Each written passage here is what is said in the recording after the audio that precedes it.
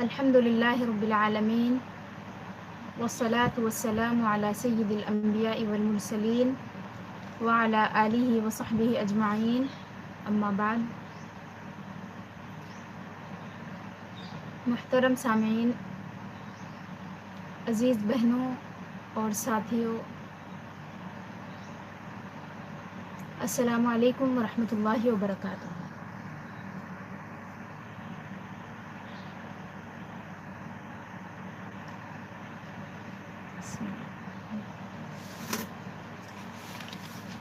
الحمدللہ ہم گزشتہ دروس میں عبادات کے مختلف موضوعات مجموعی طور پہ تمام عقائد کا ذکر آیا تھا پہلے درس میں، اس کے بعد پھر نماز کا، پھر روزے کا، پھر زکوٰۃ کا، اور زکوٰۃ میں ہم نے 3 حصے کیے تھے۔ 3 دروس میں زکوٰۃ کو ہم نے پڑھنے کی کوشش کی تھی مختلف آیات کے ذریعے، احادیث مبارکہ کے ذریعے۔ ابھی عبادات کی بہت سارے دروس باقی ہیں۔ ہم یہاں پر آج ایک درس جس کا تعلق عبادات سے بھی ہے، روحانیات سے بھی ہے، وہ لیں گے، اور یہ بہت ہی اہم عبادت ہے جس کا قرآن مجید میں 12 ذکر آیا ہے اور اس کا کئی آیات میں ذکر کیا گیا ہے۔ ہمیں زکوٰۃ اور روزے کے بعد حج کا درس دینا چاہیے تھا، حج کی آیات پڑھنی چاہیے تھی، لیکن انشاءاللہ ہم بعد میں حج کو ذرا تفصیل کے ساتھ پڑھیں گے، کیونکہ وہ ایک دن میں ہم نہیں پڑھ سکتے، 2، 3 یا 4 دن اس کو لگیں گے۔ حج کے احکام وغیرہ تفصیل سے پڑھنا پڑے گا، تو ہم مناسب وقت میں اس کو پڑھیں گے انشاءاللہ۔ آج کا جو درس ہوگا وہ اطاعت خدا و رسول صلی اللہ علیہ وسلم کے بارے میں ہوگا، اور اس میں ہم اتباع کے بارے میں بھی تھوڑا سا پڑھیں گے۔ سب سے پہلے ہم سورہ آل عمران کی آیت نمبر 31 پڑھتے ہیں۔ اعوذ باللہ من الشیطان الرجیم، بسم اللہ الرحمن الرحیم۔ قل ان کنتم تحبون اللہ فاتبعونی یحببکم اللہ ویغفر لکم ذنوبکم واللہ غفور الرحیم۔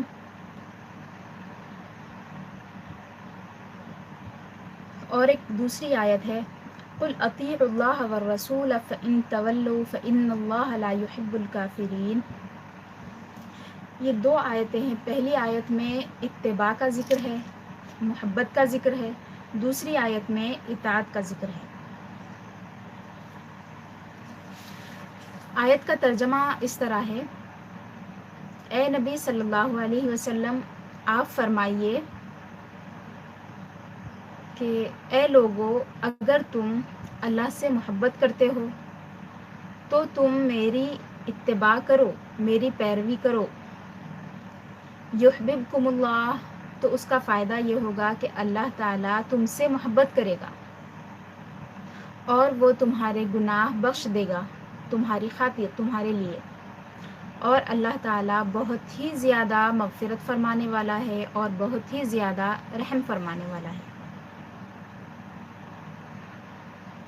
دوسری آیت کا ترجمہ یہ ہے، اے حبیب صلی اللہ علیہ وسلم، آپ فرمائیے اللہ کی اطاعت کرو اور رسول کی، اللہ اور رسول صلی اللہ علیہ وسلم کی اطاعت کرو، اور اگر تم پھر جاؤ گے، یعنی اطاعت سے پھر جاؤ گے، بات نہ مانو گے، تو اللہ تعالیٰ کافرین کو پسند نہیں کرتا، کافرین سے محبت نہیں کرتا۔ پہلے ہم ان آیات کے شان نزول کو دیکھتے ہیں کہ یہ آیت کس موقع پر نازل ہوئی تھی، دونوں آیتیں، اور احادیث شریفہ میں اس کے بارے میں کیا ذکر آیا ہے۔ اس کے بعد ہم اطاعت کی بہت ساری آیات کو پڑھیں گے انشاءاللہ تعالی۔ تو پہلی آیت کا شان نزول یعنی سبب نزول یہ تھا کہ حضور اکرم صلی اللہ علیہ وسلم کعبۃ اللہ شریف کے پاس سے وہاں پر تشریف فرما تھے، حضور گزر رہے تھے، تو حضور نے دیکھا کہ قریش بتوں کو سجا رہے ہیں اور ان کی پوجا کر رہے ہیں، ان کی عبادت کر رہے ہیں اور ان کو مزین کر رہے ہیں، خوبصورت کر رہے ہیں۔ تو اور وہ یہ سمجھتے تھے کہ حضور اکرم صلی اللہ علیہ وسلم نے ان سے بات بھی کی تو انہوں نے کہا کہ ہم ان بتوں کی عبادت کریں گے تو اللہ تعالی ہم سے خوش ہوگا، اللہ کی محبت ملے گی۔ تو اس وقت یہ آیت نازل ہوئی کہ بتوں کی عبادت کرنے سے، ان کو خوبصورت بنانے سے، سنوارنے سے اللہ تعالیٰ کی محبت کا کوئی تعلق نہیں ہے، بلکہ نبی اور رسول صلی اللہ علیہ وسلم، حضور اکرم صلی اللہ علیہ وسلم کی اتباع کرنے سے اللہ تعالیٰ کی محبت ملتی ہے۔ ایک بات تو یہ ہے کہ اگر تم چاہتے ہو کہ اللہ تعالیٰ تم سے محبت کرے تو میری اتباع کرو، تو اس کا پہلا فائدہ کیا ہے؟ یحببکم اللہ، اللہ تم سے محبت کرے گا۔ دوسری بات صرف اور صرف ہمارا اس میں فائدہ ہے، فرمایا کہ اللہ تعالیٰ تمہارے گناہ معاف فرما دے گا، اور اللہ تعالیٰ بہت ہی غفور ہے اور رحیم ہے۔ اب یہاں پہ آپ دیکھیے کہ ایک ہی آیت میں محبت کا ذکر آیا ہے اور اتباع کا ذکر آیا ہے، اور اس کا فائدہ یہ بتایا گیا ہے کہ گناہ کی معافی ہوتی ہے، اس سے اللہ تعالیٰ کی رحمت ملتی ہے۔ واللہ غفور الرحیم، اللہ تعالیٰ نے اپنی دو صفات غفور اور رحیم کا ذکر فرمایا۔ دوسری جو آیت ہے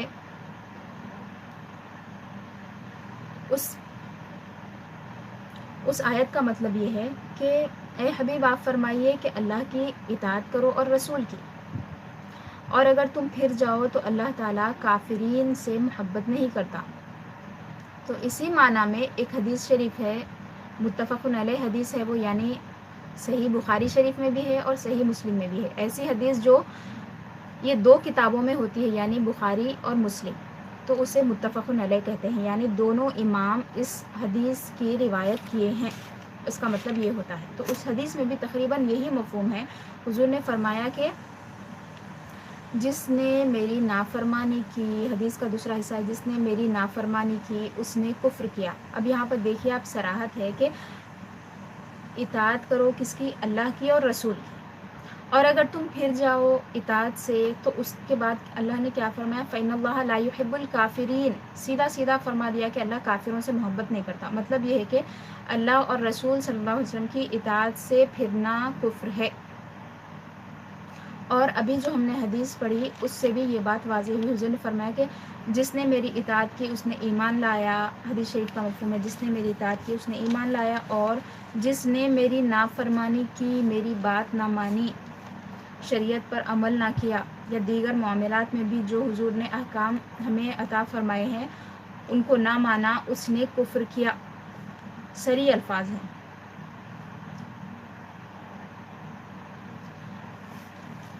اب دیکھیے آپ کہ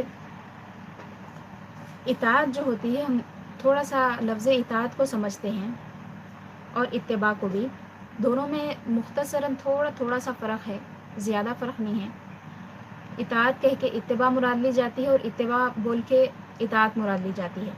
اب دیکھیے ایک چھوٹا بچہ ہے، وہ اپنی ماں کی دیکھا دیکھی کرتا ہے، یعنی ماں جو کرتی ہے وہ کرتا ہے، حتیٰ کہ جو کام اسے کرنے نہیں آتے وہ بھی کام کرتا ہے۔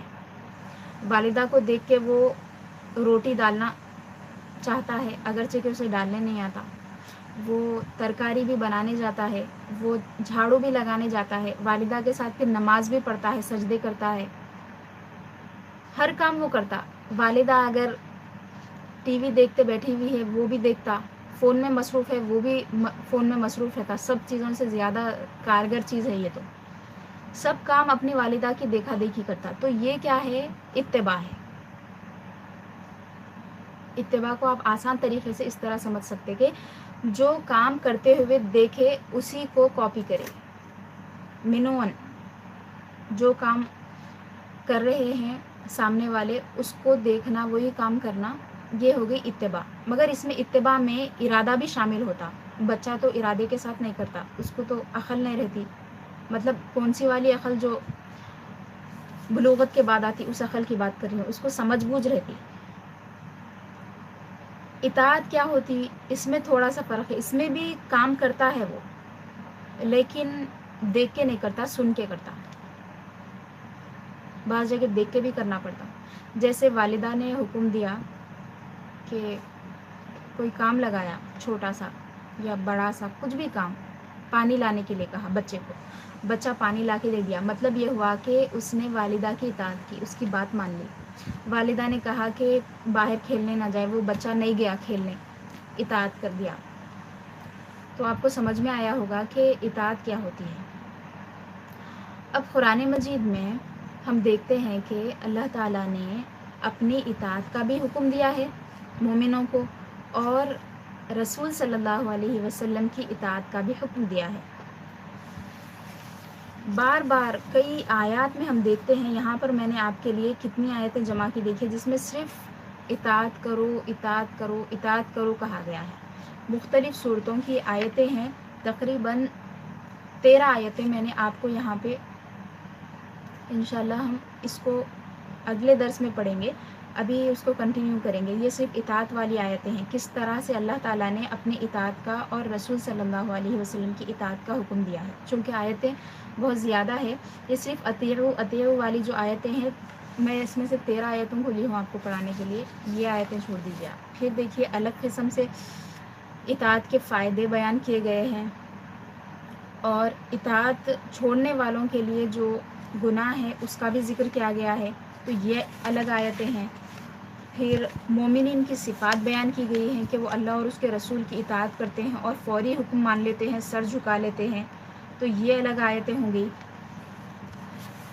تو اب دیکھیے اور ایک آیت ہم اب سورہ نساء کی پڑھتے ہیں۔ اعوذ باللہ من الشیطان الرجیم، 2 آیتیں ہیں سورہ نساء کی، 64-65، 64-65۔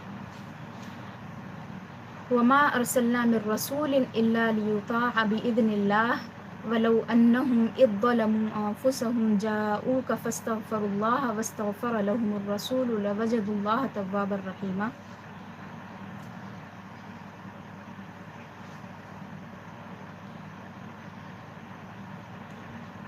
فلا وربك لا يؤمنون حتى يحكموك فيما شجر بينهم ثم لا يجدوا في أنفسهم حرجا مما قضيت ويسلموا تسليما۔ اب یہاں پر آپ کو یہ دونوں آیتوں میں بھی ایک آیت میں شان نزول ہے اور ایک آیت میں ساتھ میں ایک واقعہ ہے، اس سے آپ آیت کے مفہوم کو بھی یاد رکھ سکتے ہیں۔ پہلی آیت جو ہے اس کا مفہوم یہ ہے، اللہ تعالیٰ فرما رہے ہیں کہ اور ہم نے کسی رسول کو نہیں بھیجا لیکن اسی لیے کہ ان کی اطاعت کی جائے اللہ کے حکم سے، یعنی رسول کو بھیجنے کا مقصد اللہ تعالیٰ فرما رہے ہیں کہ زمین پہ اللہ تعالیٰ نے اپنے رسولوں کو بھیجا ہے تو اسی لیے بھیجا ہے کہ لوگ ان کی اطاعت کریں اللہ تعالیٰ کے حکم سے۔ اس کے بعد فرمایا اپنے رسول صلی اللہ علیہ وسلم سے اللہ تعالیٰ خطاب فرما رہے ہیں، وَلَوْ أَنَّهُمْ إِذْ ظَلَمُوا أَنفُسَهُمْ جَاءُوكَ، اور اے نبی صلی اللہ علیہ وسلم اگر وہ اپنے آپ پر ظلم کریں، زیادتی کریں، یعنی گناہ کریں، غلطی کریں، اللہ اور اس کے رسول کے حکم کے خلاف کوئی کام کرے، پھر وہ آپ کے پاس آ جائیں، جاؤ کا وہ آپ کے پاس آئیں، فاستغفر اللہ، اور وہ اللہ تعالیٰ سے اپنے گناہوں کی معافی چاہیں، استغفار کریں، مغفرت طلب کریں، اور پھر رسول ان کے لیے مغفرت کی دعا کریں، مغفرت طلب کریں، تو وہ اللہ تعالیٰ کو بہت ہی توبہ قبول کرنے والا اور بہت ہی رحم فرمانے والا پائیں گے۔ تو اس آیت میں ایک پورا پروسیس بتایا جا رہا ہے گناہوں کی معافی کا، اور آیت کے پہلے حصے میں اللہ تعالیٰ نے رسولوں کے بھیجنے کی حکمت بتائی ہے، سبب بتایا ہے کہ رسولوں کو اس لیے بھیجا ہے کہ لوگ ان کی اطاعت کریں۔ اب وہ گناہوں کی معافی کا طریقہ کیا ہے؟ دیکھیے آیت کے الفاظ یہ ہے کہ اللہ تعالیٰ فرما رہے ہیں کہ اگر وہ اپنی جانوں پہ ظلم کریں، یعنی حضور کے امتی، تو وہ حضور کی بارگاہ میں آئیں، پہلی بات۔ دوسری بات کیا ہے، دوسرا نمبر کیا ہے، وہ مغفرت طلب کریں اللہ سے، یعنی حضور کی بارگاہ میں آنا ہے، اس کے بعد مغفرت طلب کرنا ہے۔ تیسرے نمبر پر فرمایا کہ پھر اس کے بعد رسول ان کے لیے مغفرت کریں گے، مغفرت طلب کریں گے، اللہ تعالیٰ سے دعا کریں گے کہ میرے اس امتی کی اے اللہ تو مغفرت فرما دے۔ پھر فرمایا کہ جب ایسا ہوگا تو وہ ضرور اللہ کو تواب پائیں گے، بہت زیادہ توبہ قبول کرنے والا پائیں گے، اللہ معاف کر دے گا ان کے گناہ، اور رحم کرنے والا بھی پائیں گے، صرف توبہ بھی نہیں فرمائے گا، مزید رحم بھی فرمائے گا۔ یہ آیت آپ اس واقعے کے ساتھ یاد رکھ سکتے ہیں کہ نبی کریم صلی اللہ علیہ وسلم کے وصال فرمانے کے بعد ظاہری طور سے جب حضور دنیا سے رخصت ہو گئے، اس کے بعد ایک بدو عربی دیہاتی شخص حضور کی خدمت میں حاضر ہوئے، یعنی مزار شریف کے پاس بیٹھے، قبر مبارک کے پاس بیٹھ کے کیا کیے، یہ آیت پڑھی۔ ایک انوکھا الگ انداز تھا ان کا، اور ظاہر سی بات ہے وہ واقعے کو دوسرے لوگ دیکھ رہے تھے، صحابہ دیکھ رہے تھے، اسی لیے وہ بات ہم تک پہنچی، وہ روایت ہم تک پہنچی۔ تو وہ حضور کی بارگاہ میں وہاں پر بیٹھے اور کہنے لگے کہ اے اللہ، اے رسول صلی اللہ علیہ وسلم، میں نے اپنی جان پر ظلم کیا ہے، اور میں نے اللہ تعالیٰ کا کلام آپ سے سنا ہے، آپ کی زبانی اللہ کا کلام سنا ہے کہ اللہ تعالیٰ فرماتا ہے کہ اگر وہ اپنی جانوں پر ظلم کریں تو آپ کے پاس آئیں، میں آپ کے پاس آ گیا ہوں، اور وہ مغفرت طلب کریں اپنے گناہوں کی، اور رسول ان کے لیے مغفرت کریں، تو میں اپنے گناہوں کی معافی یہاں پر کروانے آیا ہوں، میں اللہ سے مغفرت مانگ رہا ہوں، استغفار کر رہا ہوں، آپ میرے لیے مغفرت فرمائیں۔ تو اس آیت کو پڑھا اس اعرابی نے، اس کے بعد اس کی عجیب کیفیت تھی، رو رہا تھا وہ، اور حضور کے قبر شریف کے پاس کی مٹی لے کر اپنے سر پر ڈال رہا تھا، اپنے گناہوں کی معافی مانگ رہا تھا، یعنی تضرع کے ساتھ گڑ گڑا کے، اس کی ایک الگ کیفیت تھی۔ تو جب وہ اعرابی جانے لگا تو مزار شریف میں سے آواز آئی کہ اس اعرابی کی مغفرت کر دی گئی ہے۔ تو اب یہ آیت بھی ہو گئی، آیت کے ساتھ ایک صحابی کا واقعہ بھی ہم نے پڑھا، تو ہمیں یہ بات سمجھ میں آتی ہے کہ اطاعت کی طرف بڑھنے سے پہلے گناہوں کی معافی بھی کر لینا ضروری ہے۔ جو گناہ ہوئے ہیں اللہ کی بارگاہ میں جلد سے جلد توبہ کرنا چاہیے، اور بزرگان دین کا کہنا ہے کہ اللہ کی راہ چلنے والوں کے لیے سب سے پہلی سیڑھی جو ہے وہ توبہ ہے۔ توبہ پہلی سیڑھی ہے، پہلا قدم آپ پہلی سیڑھی پہ ڈالیں گے تو اس کے بعد میں عمارت کے مطلب اوپر تک پہنچ سکیں گے۔ پہلی سیڑھی، پھر دوسری، تیسری، آخری سیڑھی اس کے بعد آئے گی، چھلانگ تو نہیں مار سکتے۔ اللہ چاہے تو ویسے ہی مغفرت فرمانے والا ہے بہت ساروں کی، لیکن یہ ہم دنیا کی بات کر رہے ہیں کہ ہمیں جو طریقہ بتایا گیا ہے وہ پہلا طریقہ کیا ہے؟ توبہ کرنا ہے۔ حتیٰ کہ کوئی اگر کافر داخل اسلام ہو رہا ہے تو وہ بھی استغفار کرتا ہے، معافی مانگ لیتا ہے اللہ تعالیٰ سے کہ گزشتہ زندگی میں، جاہلیت میں اس کے ساتھ اس سے جو بھی گناہ صادر ہوئے ہیں اللہ تعالیٰ معاف فرما دے۔ پھر حضور کی بارگاہ میں آنے کا اب ہمیں یہ بات سمجھ میں نہیں آتی کہ ہم ایسے کیسے کر سکتے ہیں۔ ہر کوئی تو حضور کے مزار پاک کے پاس، حضور اکرم صلی اللہ علیہ وسلم کی بارگاہ میں حاضر ہو کے یہ کام نہیں کر سکتا، تو ہمیں کیا کرنا چاہیے؟ تو بزرگان دین نے لکھا ہے، اس آیت کی تفسیر میں بھی لکھا ہوا ہے، یہ علماء نے لکھا ہے کہ جہاں سے بھی وہ حضور کی بارگاہ میں حاضر ہو سکتا ہے ہو جائے، مطلب توجہ کے ساتھ، حضوری قلب کے ساتھ توجہ کرے اور اس آیت کو پڑھے، اور جس طرح وہ عربی نے کیا تھا اسی طرح کرے، اور کہے کہ حضور میں آپ کی بارگاہ میں حاضر ہوا ہوں، اور اللہ تعالیٰ نے فرمایا ہے کہ جب وہ اپنی جانوں پہ ظلم کریں تو آپ کی بارگاہ میں آ جائیں اور اللہ سے معافی مانگیں، آپ کے پاس آ کے اللہ سے معافی مانگیں، پھر رسول ان کے لیے مغفرت کریں، تو آپ میرے لیے مغفرت کی دعا فرما دیں۔ تو اس کے بعد تو پھر اللہ کا وعدہ ہے، اللہ سے بڑھ کے وعدہ پورا کرنے والا کون ہے؟ اللہ نے خود فرمایا ومن اصدق من اللہ قیلا، اللہ سے زیادہ سچا کون ہے؟ اللہ سے زیادہ وعدہ پورا کرنے والا کون ہے؟ دوسری آیت اب دیکھیے آپ، پھر فرما رہے ہیں اللہ تعالیٰ، اسی کے ساتھ ملی ہوئی ہے آیت یہ، فلا وربک لا یؤمنون، آپ کے رب کی قسم، وہ اس وقت تک مومن نہیں ہو سکتے جب تک کہ وہ آپ کو اپنی لڑائیوں میں حکم بنا کر آپ کے فیصلے کو تسلیم نہ کریں.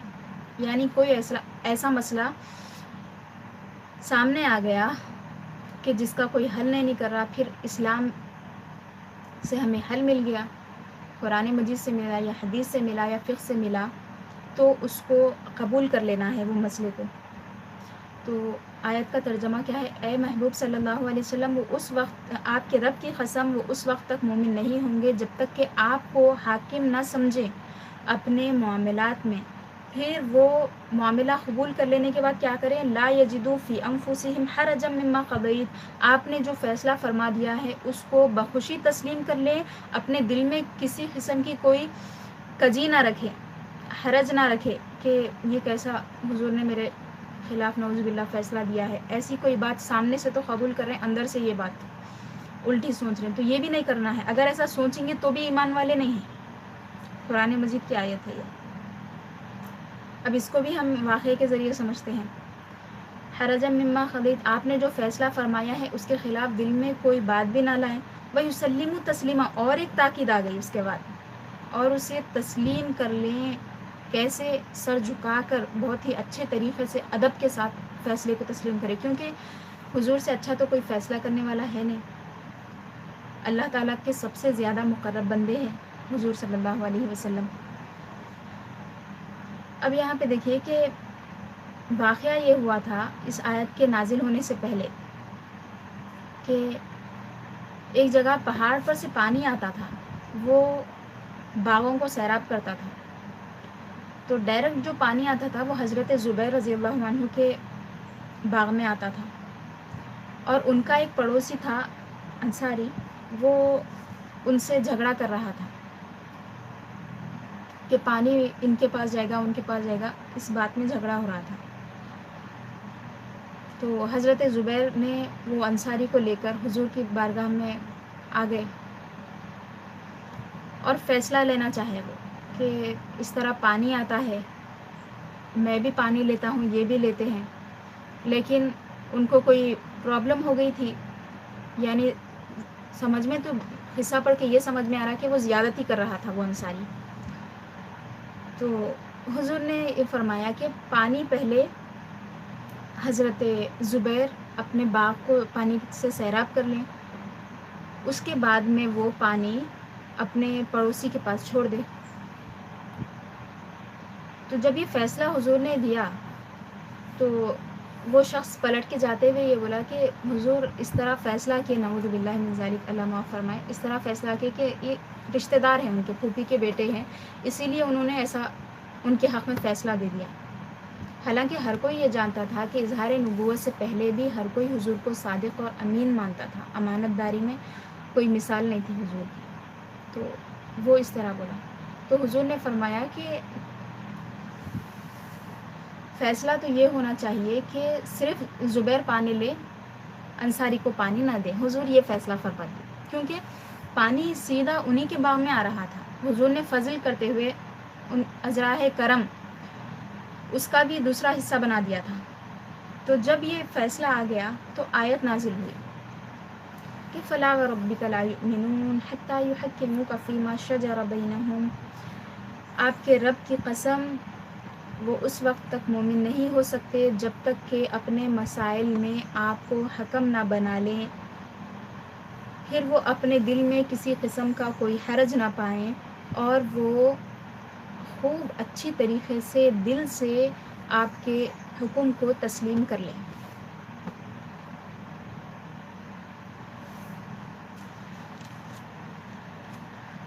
اب اس سے کیا سمجھ میں آتا ہے کہ نبی کریم صلی اللہ علیہ وسلم کی اطاعت اللہ تعالیٰ نے کس حد تک مومنوں پر فرض کر دی ہے. پہلے تو فرما دیا کہ جو اطاعت سے پھرے گا وہ کافر ہے. فرق بتا دیا اللہ تعالیٰ نے ایمان اور کفر کے بیچ میں اطاعت کا.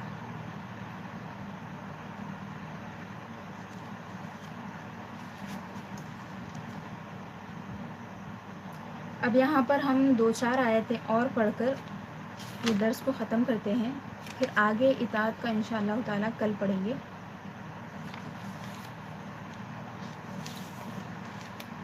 یہ سورہ مومنون کی آیتیں ہیں۔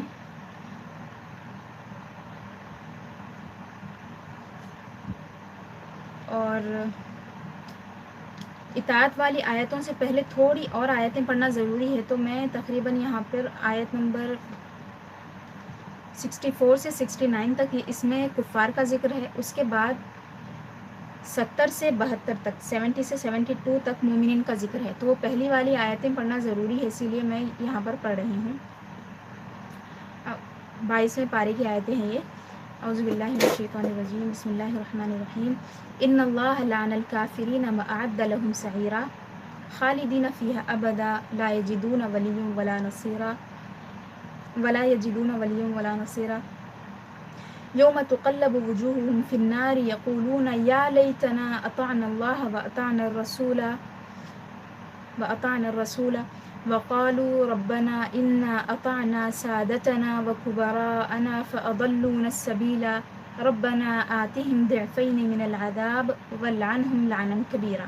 یہ پہلا حصہ مکمل ہو گیا۔ دوسرا حصہ ہے یا ایھا الذین آمنوا لا تکونوا کالذین آذوا موسیٰ فبرأہ اللہ مما قالوا وکان عند اللہ وجیہا۔ یا ایھا الذین آمنوا اتقوا اللہ وقولوا قولا سدیدا یصلح لکم اعمالکم ویغفر لکم ذنوبکم ومن یطع اللہ ورسولہ فقد فاز فوزا عظیما۔ اب آیت کا ترجمہ دیکھیے۔ بے شک اللہ تعالیٰ لعنت کرتا ہے کافروں کو، یعنی اپنی رحمت سے دور کرتا ہے انہیں، اور اللہ نے ان کے لیے سعیر کو یعنی جہنم کی آگ کو تیار کر رکھا ہے، وہ اس میں ہمیشہ کے لیے رہیں گے اور وہ کسی مددگار کو نہیں پائیں گے، نہ دوست کو پائیں گے۔ اس دن ان کے چہرے پلٹتے رہیں گے، کروٹ وہ لیتے رہیں گے چہرے کے بل۔ یوم تقلب وجوہہم فی النار، ان کے چہرے آگ میں پلٹتے رہیں گے، وہ کہیں گے یا لیتنا اطعنا اللہ و اطعنا الرسول، کاش کہ ہم اللہ کی اطاعت کرتے اور رسول کی اطاعت کرتے۔ اور انہوں نے کہا اے ہمارے رب، ہم نے، وقالو وہ کہیں گے،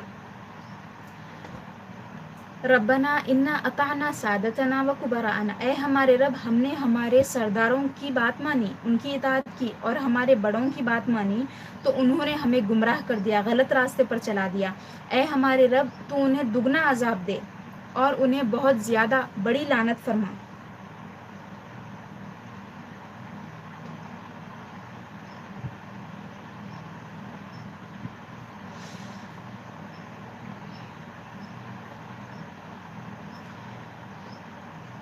تو ان آیتوں کو پڑھنے کا مقصد یہاں پر یہ تھا کہ قیامت میں وہ اس بات کی تمنا کریں گے کہ کاش کہ ہم اللہ کی اطاعت کرتے اور رسول کی کرتے۔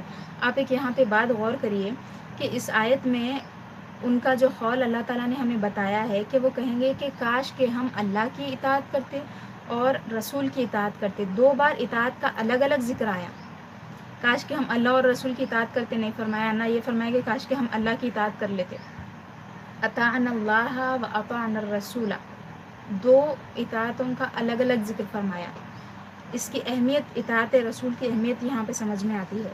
پھر دیکھیے دوسروں کی اطاعت سے جو انہیں پریشانی ہوئی، وہاں پر اپنے جو گرو تھے، ان کے بڑے تھے، ان کی بات مانتے تھے اور ایمان نہیں لائے تھے، اس پہ بھی افسوس کریں گے اور کہیں گے کہ اب تو انہیں عذاب دے، زیادہ عذاب دے، دگنا عذاب دے۔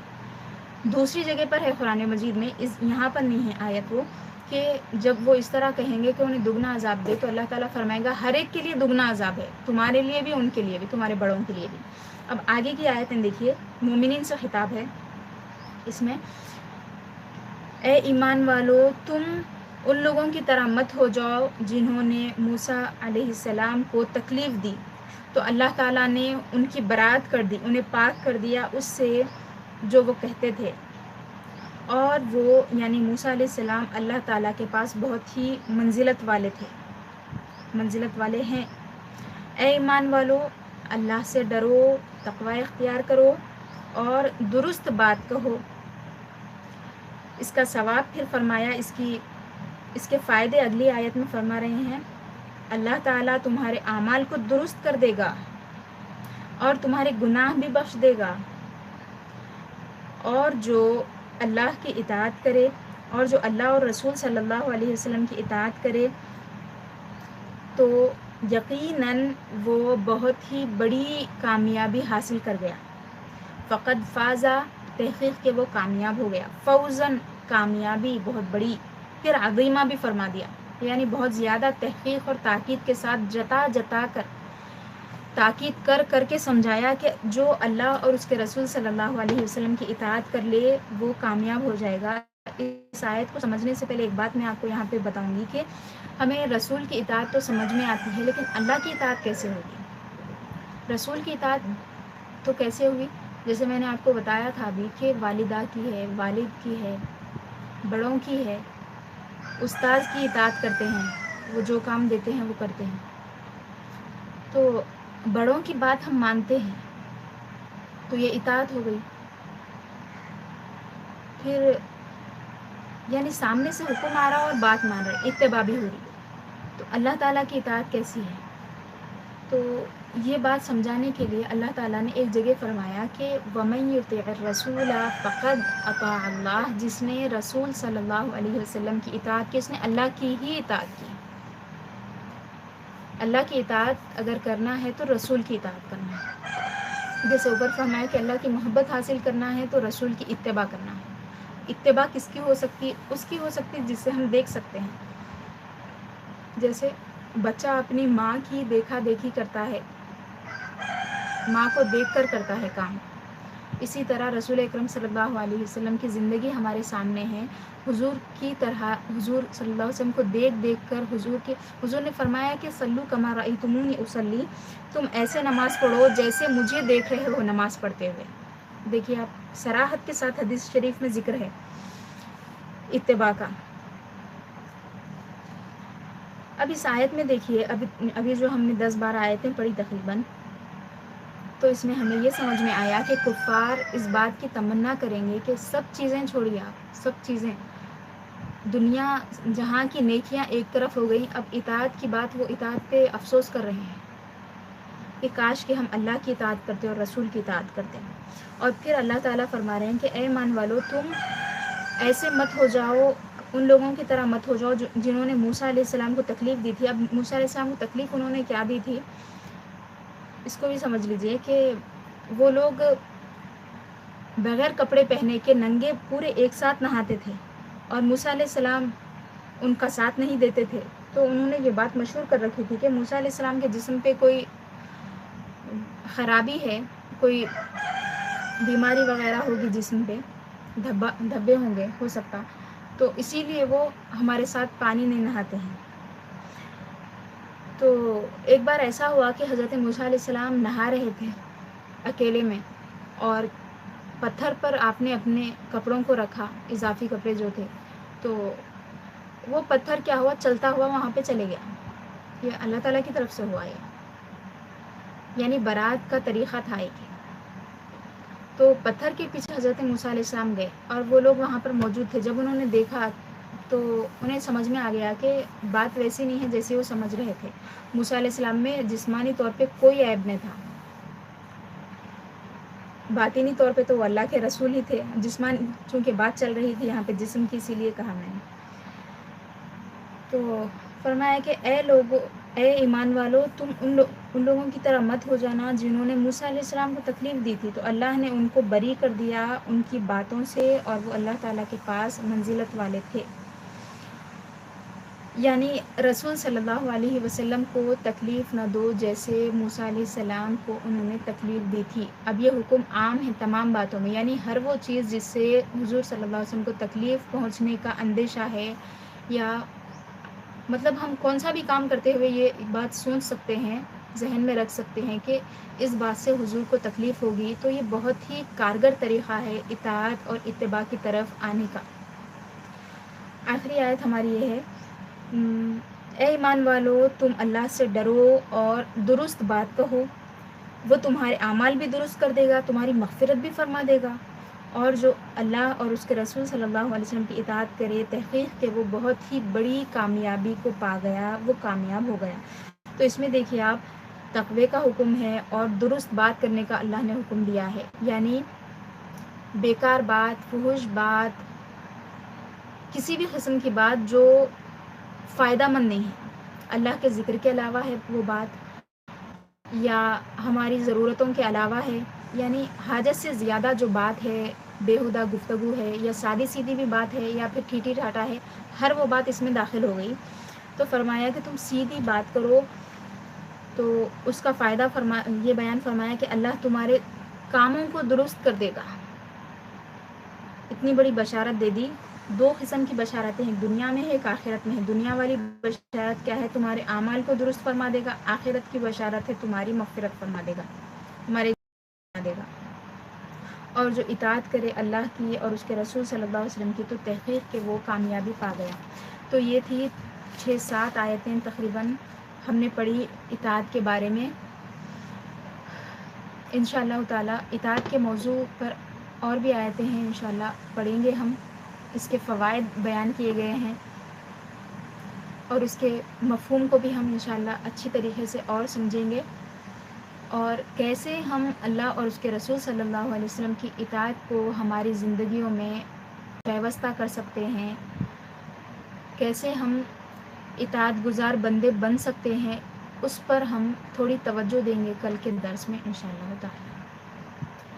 اللہ تعالیٰ سے دعا ہے کہ وہ ہمیں اپنے ان بندوں میں شامل فرمائے جن پر اس کا خصوصی کرم ہے، اس کے متقی بندے، اور جو اس کی اور اس کے رسول صلی اللہ علیہ وسلم کی اطاعت کرنے والے ہیں، جس سے وہ راضی ہوگا اور اس کے رسول صلی اللہ علیہ وسلم بھی راضی ہوں گے۔ السلام علیکم ورحمۃ اللہ وبرکاتہ۔